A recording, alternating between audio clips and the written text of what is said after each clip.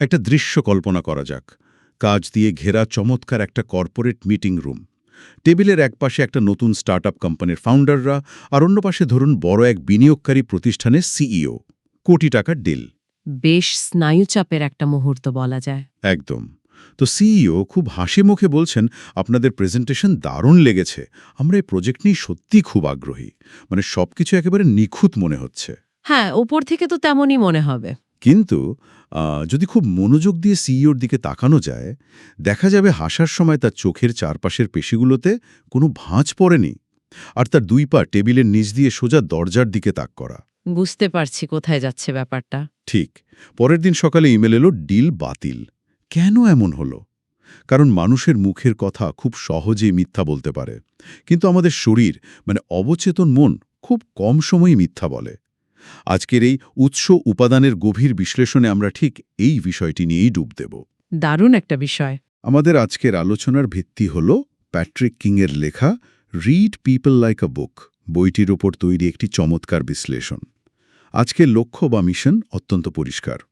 আমরা একটি বাস্তবসম্মত ব্লুপ্রিন্ট তৈরি করতে চাই, কিভাবে মানুষের অবাচনিক সংকেত বা নন ভার্বাল কিউজ পড়তে হয়, কিভাবে ইমোশনাল ইন্টেলিজেন্স ব্যবহার করে যে কোনো দ্বন্দ্ব সামাল দেওয়া যায়, এবং অবশ্যই প্রফেশনাল নেগোসিয়েশনে এই জ্ঞান কিভাবে কাজে লাগানো যায়। ঠিক তাই, সেটাই হবে আমাদের গন্তব্য।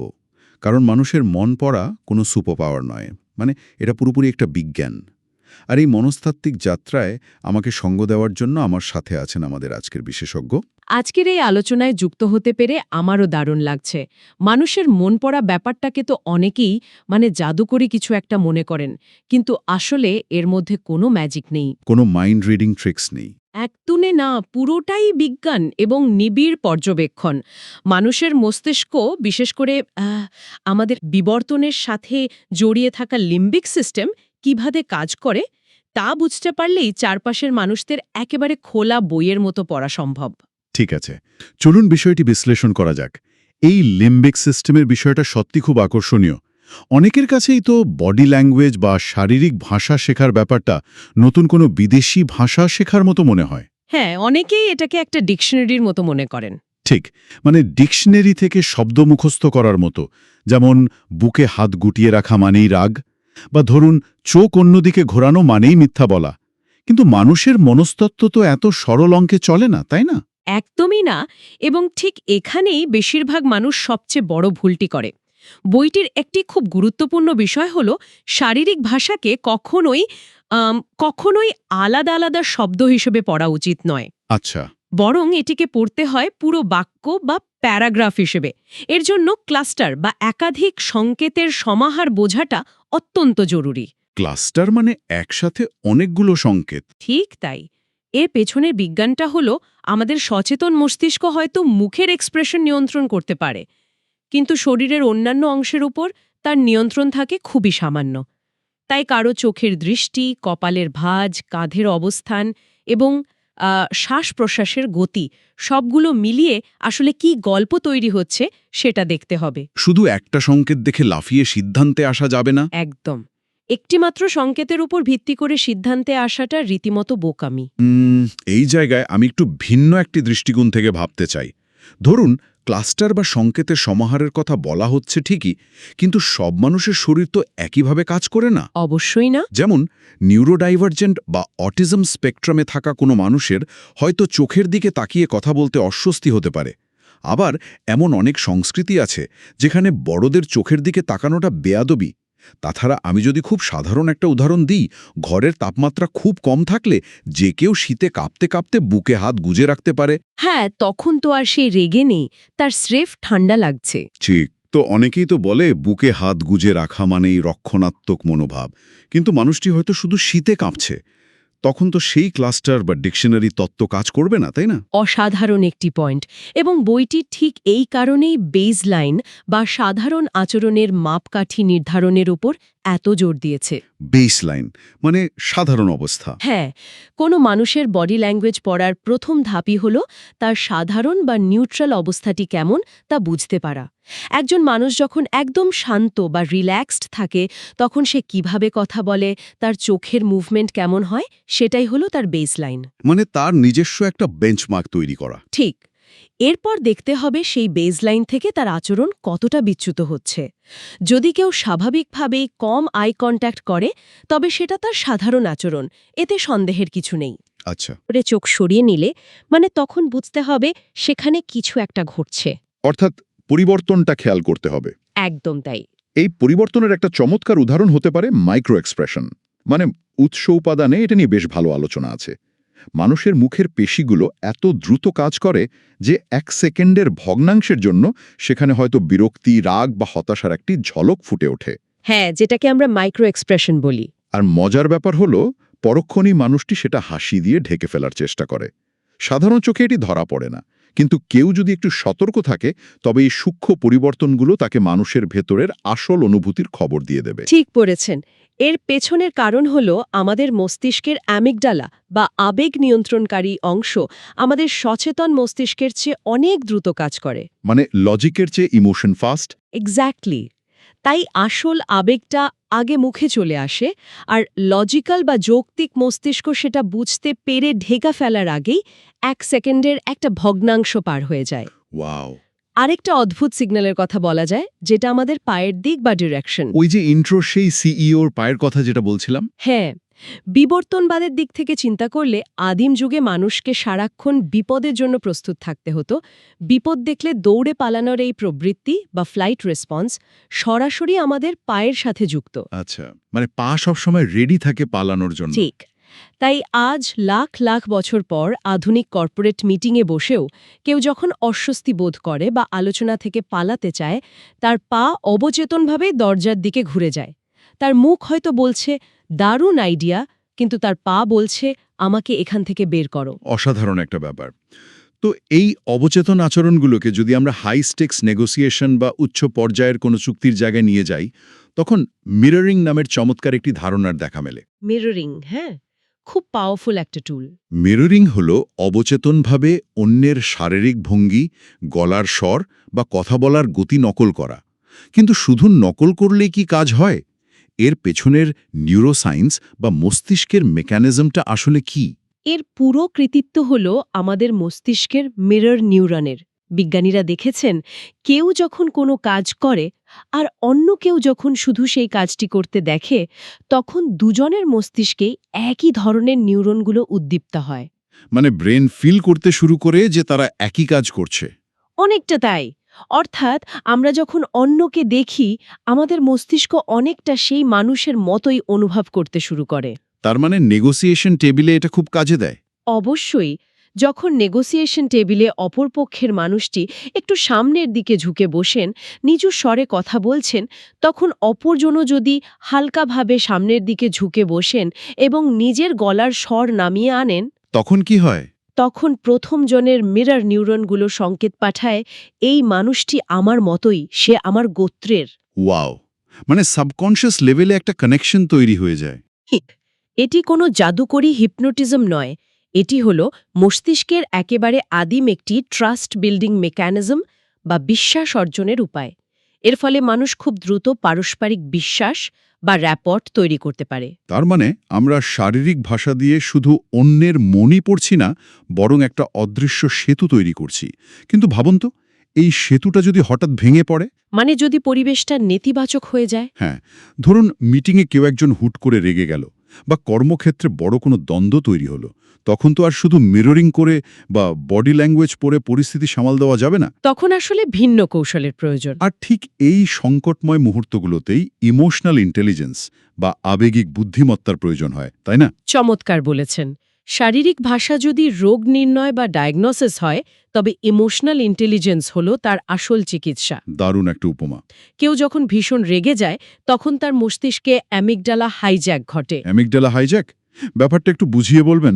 মানে তার মস্তিষ্কের যৌক্তিক সিদ্ধান্ত নেওয়ার অংশটি পুরোপুরি শাটডাউন হয়ে যায় এবং আবেগ পুরোপুরি নিয়ন্ত্রণ নিয়ে নেয়। এই অবস্থায় তাকে যুক্তি দিয়ে কিছু বোঝাতে যাওয়াটা আগুনে ঘি ঢালার মতো। মানে তখন সে কোনো লজিক শোনার অবস্থাতেই থাকে না। একদম না। বইটিতে এই পরিস্থিতি সামাল দেওয়ার জন্য আবেগিক বুদ্ধিমত্তার ৩টি সুনির্দিষ্ট ধাপের কথা বলা হয়েছে। প্রথমটি হল আত্মসচেতনতা বা সেলফ অ্যাওয়ারনেস। অন্যের আবেগ সামলানোর আগে নিজের আবেগ বুঝতে হবে। এই আত্মসচেতনতার বিষয়টা আসলে অনেক গভীর। অনেক সময় দেখা যায় অফিসে কোনো প্রজেক্টের ডেডলাইন মিস হওয়ার কারণে হয়তো ম্যানেজার ভীষণ রেগে আছেন। হ্যাঁ, খুব সাধারণ একটা দৃশ্য। তো এই রাগের বশবর্তী হয়ে তিনি যদি কোনো সহকর্মীকে ব্যক্তিগত আক্রমণ করে কথা বলেন, তবে পরিস্থিতি হাতের বাইরে চলে যায়। কিন্তু আত্মসচেতনতা মানে হলো ওই ম্যানেজার নিজের শারীরিক পরিবর্তনগুলো খেয়াল করতে পারবেন, যেমন তার হৃদস্পন্দন বেড়ে যাচ্ছে, পেশিগুলো শক্ত হয়ে আসছে, ঠিক, তিনি নিজের অবস্থাটা আগে বুঝতে পারবেন। এবং তিনি বুঝবেন যে তার এই রাগের মূল কারণটি আসলে ওই সহকর্মী নয়, বরং প্রজেক্ট ব্যর্থ হওয়ার ভয়ে বা নিজের ইনসিকিউরিটি। একদম। আর যখনই কেউ এই মূল কারণটি ধরতে পারে, তখন সে দ্বিতীয় ধাপে পৌঁছায়, আবেগ নিয়ন্ত্রণ বা রেগুলেশন। রেগুলেশন মানে কি? রাগকে চেপে রাখা? না, এর মানে এই নয় যে আবেগকে জোর করে দমিয়ে রাখতে হবে, কারণ দমিয়ে রাখা আবেগ পরবর্তীতে বড় কোনো বিস্ফোরণ ঘটাতে পারে। রেগুলেশন হল আবেগের তীব্রতাকে একটি গঠনমূলক পথে পরিচালিত করা। আচ্ছা।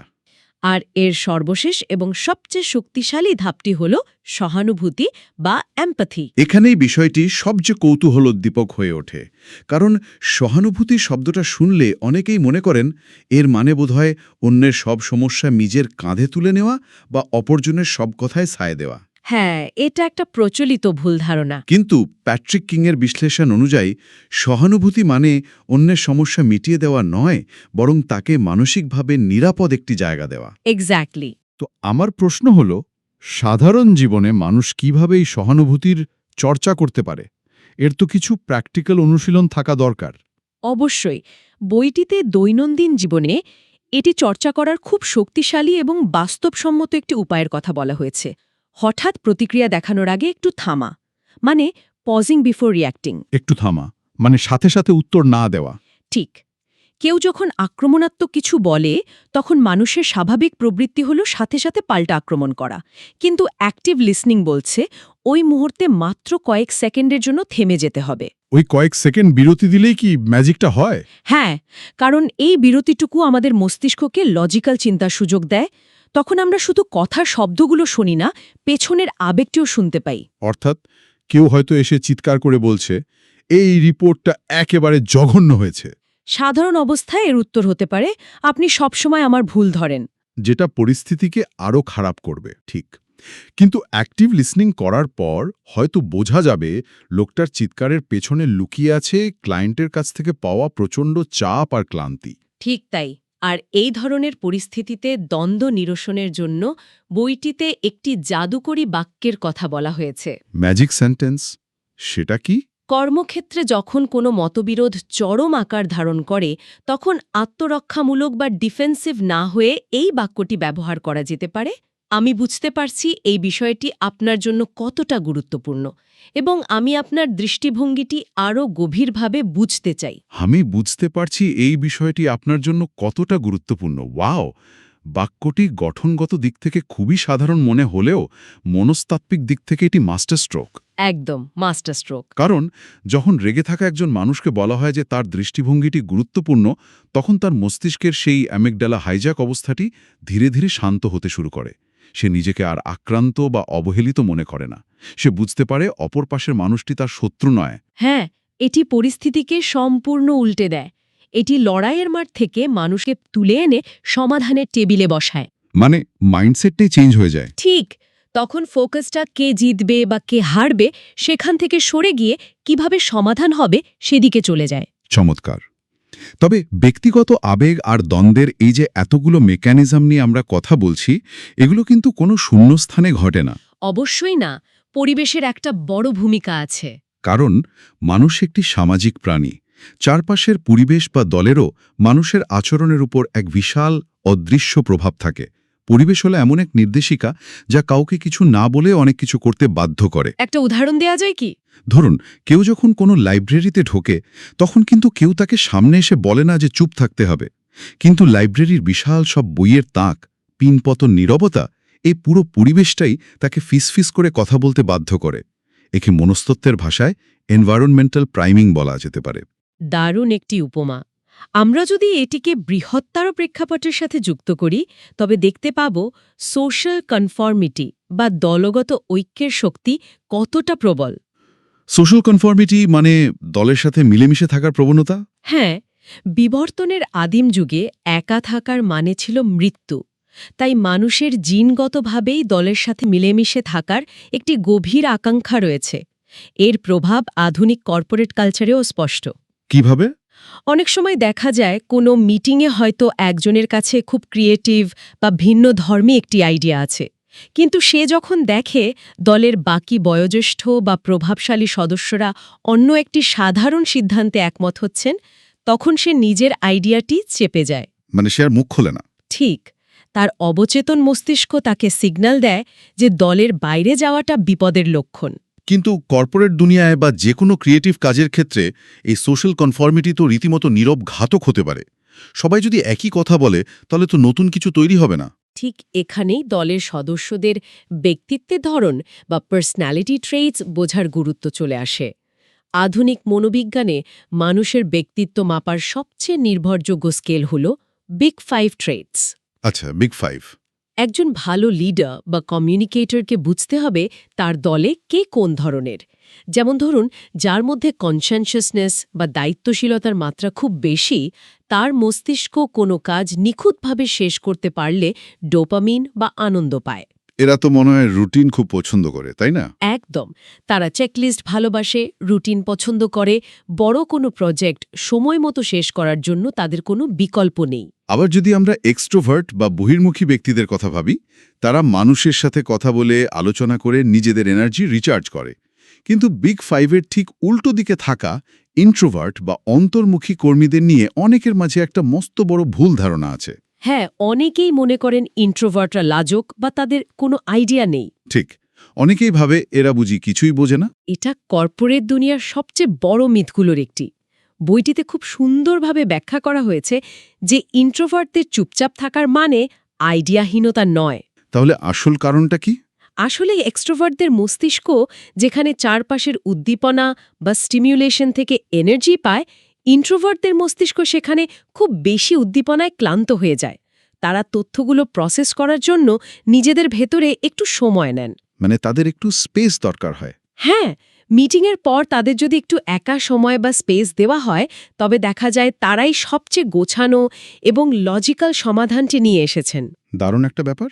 একটি দলের ডাইনামিক্স বা গতিশীলতা তখনই চূড়ান্ত রূপ পায় যখন একজন লিডার এই ভিন্ন ভিন্ন স্নায়বিক চাহিদাগুলো বুঝতে পারেন এবং পরিবেশটাকে এমনভাবে সাজান যেখানে সবাই নিজেদের স্বাচ্ছন্দ্য অনুযায়ী কাজ করতে পারে। তার মানে পুরো ব্যাপারটা দাঁড়াচ্ছে এরকম: প্রথমে আমরা মানুষের অবাচনিক সংকেত বা শারীরিক ভাষা পড়তে শিখলাম, এরপর ইমোশনাল ইন্টেলিজেন্স দিয়ে নেতিবাচক আবেগগুলোকে ডিল করলাম, এবং সবশেষে দলের পরিবেশ ও ব্যক্তিত্বের ধরন বুঝলাম। একদম, পর্যায়ক্রমে। এই সব জ্ঞান বা ডেটাকে এবার কাজে লাগাতে হবে। কিভাবে? অন্যদের উপর প্রভাব বিস্তার বা প্ররোচনা দেওয়ার মাধ্যমে। কিন্তু এই জায়গাটিতে এসে আমি একটু অস্বস্তি বোধ করছি। কেন? কারণ প্রভাব বিস্তার বা পারসুয়েশন শব্দটা শুনলেই কর্পোরেট ম্যানিপুলেশনের কথা মাথায় আসে। এই কৌশলগুলো কি দিন শেষে শুধু নিজের স্বার্থ হাসিলের জন্য অন্যকে বোকা বানানোর হাতিয়ার নয়? এই প্রশ্নটা ওঠাটা খুবই স্বাভাবিক এবং এটি অত্যন্ত যৌক্তিক একটি নৈতিক অবস্থান। কিন্তু মনস্তাত্ত্বিকভাবে ম্যানিপুলেশন এবং পারসুয়েশন বা প্রভাব বিস্তারের মধ্যে আকাশ-পাতাল পার্থক্য রয়েছে। সেটা কিভাবে? বইটিতে এটি খুব পরিষ্কারভাবে আলাদা করা হয়েছে। ম্যানিপুলেশনের মূল ভিত্তি হল লুকোচুরি। এটি এমন একটি পরিস্থিতি তৈরি করে যেখানে একজন জেতে এবং অন্যজন হারে, মানে উইন-লুজ সিচুয়েশন। ম্যানিপুলেটর নিজের আসল উদ্দেশ্য গোপন রাখে। আর পারসুয়েশন? অন্যদিকে সঠিক প্রভাব বিস্তার বা পারসুয়েশন হল সম্পূর্ণ স্বচ্ছ একটি প্রক্রিয়া। এটি এমন একটি উইন উইন পরিস্থিতি তৈরি করে যেখানে দুই পক্ষেরই লাভ হয়। প্রভাব বিস্তারের মূল উদ্দেশ্য হল অপর পক্ষের মূল্যবোধ এবং চাহিদাকে সম্মান করে তাকে এমন একটি সিদ্ধান্তে পৌঁছাতে সাহায্য করা যা উভয়ের জন্যই ইতিবাচক। তাহলে কোনো কর্পোরেট পরিবেশে নৈতিকতা বজায় রেখে এই ইতিবাচক প্রভাব বিস্তার কিভাবে করা সম্ভব? এর কৌশলগুলো কিভাবে কাজ করে? এর পেছনের কৌশলগুলো মূলত মানুষের প্রাচীন মনস্তাত্ত্বিক প্যাটার্ন বা ছকের ওপর ভিত্তি করে কাজ করে। প্রথম কৌশলটি হল পারস্পরিক আদান-প্রদান বা reciprocity. Give and take policy. কিছুটা সেরকমই। মানব সমাজ গড়ে উঠেছে একে অপরকে সাহায্য করার উপর ভিত্তি করে। কেউ যখন আমাদের ছোট কোনো উপকার করে তখন আমাদের মস্তিষ্ক অবচেতনভাবেই একটি মনস্তাত্ত্বিক ঋণ অনুভব করে এবং তার প্রতিদান দিতে চায়। আচ্ছা, কর্পোরেট জগতে এর মানে তো নিশ্চয়ই কাউকে ঘুষ দেওয়া নয়। না, একেবারেই না। বরং এর অর্থ হতে পারে কোনো সহকর্মীকে তার খুব চাপের দিন একটু সাহায্য করা বা মিটিংয়ে তার কোনো কাজের প্রশংসা করা। এটি একটি দীর্ঘমেয়াদী বিশ্বাস ও আস্থার ভিত্তি তৈরি করে। এরপর আসে পছন্দ ও সংযোগ বা লাইকিংয়ের কনসেপ্ট। এটা তো খুব সাধারণ হিসাব যে আমরা তাদেরই কথা বেশি শুনি যাদের আমরা পছন্দ করি। হ্যাঁ, এবং আমরা তাদেরকেই বেশি পছন্দ করি যারা আমাদের মতো। একদম। মানুষ ইনগ্রুপ বায়াস দ্বারা প্রবলভাবে প্রভাবিত হয়। সাধারণ আগ্রহ খুঁজে বের করা, সেটা হতে পারে একই ধরনের বই পড়া, একই খেলা পছন্দ করা বা কাজের ক্ষেত্রে একই লক্ষ্য রাখা। ঠিক। যখন মানুষ বুঝতে পারে আপনি তাদের দলের একজন, তখন তারা স্বাভাবিকভাবেই আপনার ধারণার প্রতি বেশি সমর্থন জানাবে। ঠিক তাই। আরেকটি খুব শক্তিশালী কৌশল হিসেবে সোশ্যাল প্রুফ বা সামাজিক প্রমাণের কথা বলা হয়েছে। একটু আগে আমরা যে সোশ্যাল কনফর্মিটির নেতিবাচক দিক নিয়ে কথা বললাম, এটি অনেকটা তারই ইতিবাচক ব্যবহার, তাই না? একদম ঠিক ধরেছেন। দলগত সিদ্ধান্ত গ্রহণের ক্ষেত্রে মানুষ যখন দ্বিধায় থাকে তখন তারা চারপাশের অন্যদের দিকে তাকায় এটা বুঝতে যে সঠিক আচরণ কোনটি। মানে ট্রেন্ড ফলো করে আর কি। হ্যাঁ, কোনো নতুন আইডিয়া যদি দলের দুই একজন সম্মানীয় বা অভিজ্ঞ সদস্য প্রথম দিকে সমর্থন করেন, তবে বাকিদের মস্তিষ্ক ধরে নেয় যে এটি একটি নিরাপদ এবং পরীক্ষিত সিদ্ধান্ত।